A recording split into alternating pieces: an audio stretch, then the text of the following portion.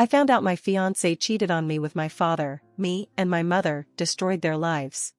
Me 27M, fiancé 26F, call her L, my father 52M, call him B, my mother 50F, call her R. Like many who've had something like this happen, I never thought something like this would happen to me, but here we are. I've never used Reddit, but I've seen stories from here on TikTok, so I thought I'd give this a shot for any advice you all could give me.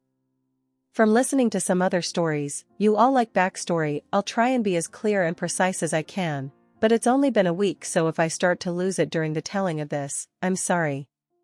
Elle and I met in her freshman year of college. We were both dorm in the same building where we eventually met. We later found out we lived 2 towns away from each other, so whenever we went home, I let her drive with me. It was only added like 20 minutes, so it was no big deal. After multiple trips and hanging out at school, we started to date. I have a close-knit family, as did she.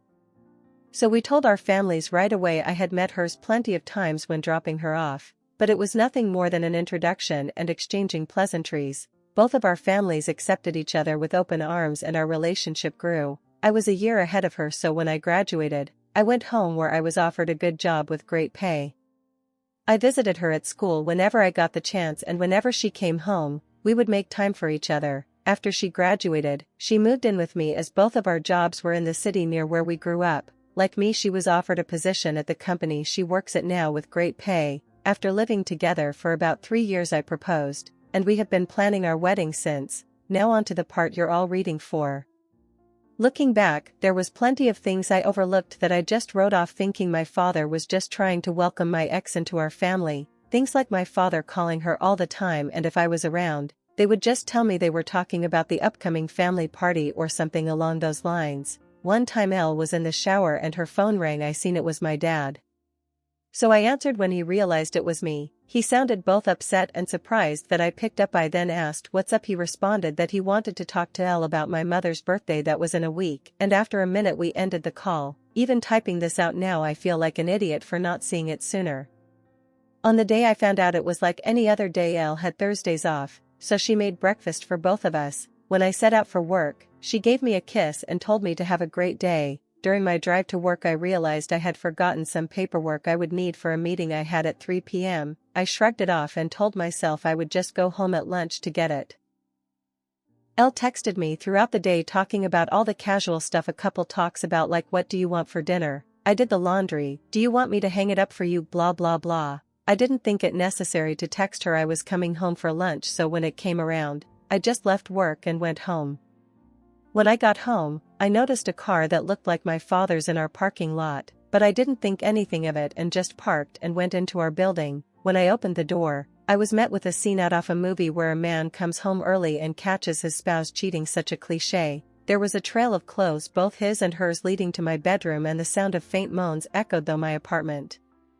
I stood at the door in utter shock. My brain was a mix of rage, sadness, and disgust, but if you were a fly on my wall, you would see what looked like a statue. I just couldn't move. When I finally snapped to, not knowing how much time had passed, I took out my phone to record. I picked up all the clothes that were on the floor and threw them into the hall of the building. After, I filmed the walk to my bedroom. The door was open. I stood in the doorway filming for about a minute, then flipped on the lights. They both jumped at the sudden light and looked at me, and to my utter shock, it was my father in the bed with her. After the initial stun, my father noticed I was recording and started to panic, trying to find anything to cover himself and telling me to stop recording. He found a towel and wrapped it around himself and started to walk toward me. I told him, if you don't want to get hurt, stop coming to me. He either didn't care or didn't hear me and reached for my phone. I hit him square on the jaw. His head bounced off the door and slumped to the ground. Elle shrieked. I aimed the camera at Elle and said, concerned about your buddy, but nothing to say to your fiancé? My father woke up after about a minute nap, and I told them I just needed to come pick something up for work, so I'm heading back now. If either of you pieces of are here when I get back, I'll send this video to everyone you know. I ended the video, looked at my dad, who was still coming to, and said, you're dead to me. You're no longer my father. But you might want to go home and talk to Mom, because I'll be talking to her very soon. I sat in my car for a while until one of the bosses at work called to ask where I was. I told her I was on my way back right now. When I got to her office to hand her the paperwork, I must have looked awful because she started asking what was wrong with me. I told her it was nothing and I'd be okay. I could see her scanning me up and down, and she noticed some blood on my collar and stood up, rushed to me and said, "You're bleeding."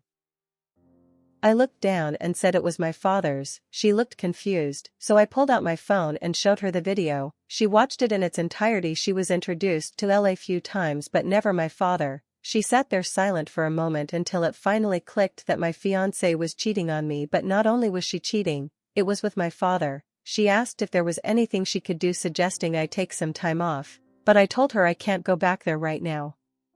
That I just need a minute and I'd be fine for the meeting. And I have another shirt in my office. The meeting went over fine. I put on a smile for everyone like nothing had happened. My boss came up to me after the meeting and asked how I could do that, but I just said I don't know and went to my office. I then came home, and I was alone for the first time in a very long time.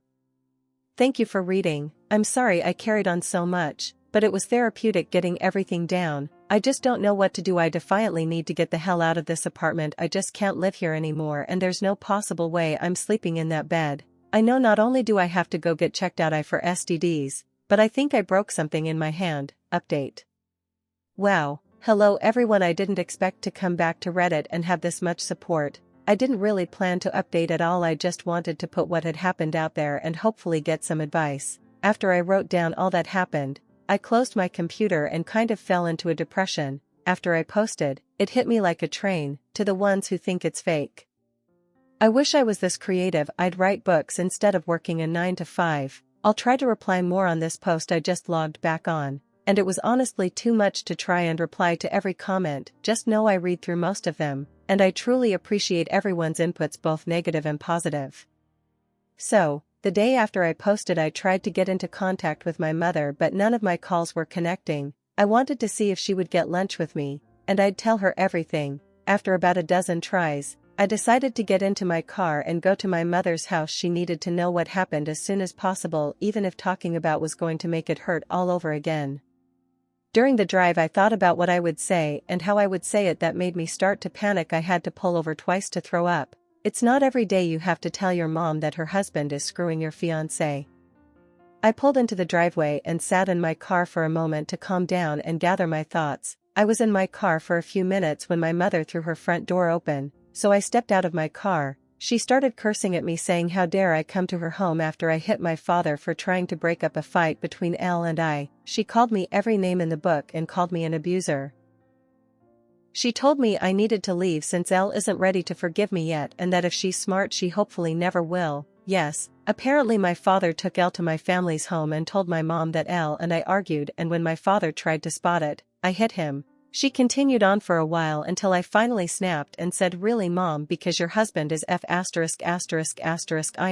fiancé, that's why I hit him, and if you can't take my word for it, I have a video, I'll send it to you, but because my own mother can talk to me like this, don't expect to see me again. I don't want to hear your apology when you finally figure out that you're just as shit of a mom as my piece of shit father." Her face dropped. She looked like what I must have looked like when I first walked into my apartment and caught them. I pulled out my phone and sent her the video. My mom took hers out and turned it on.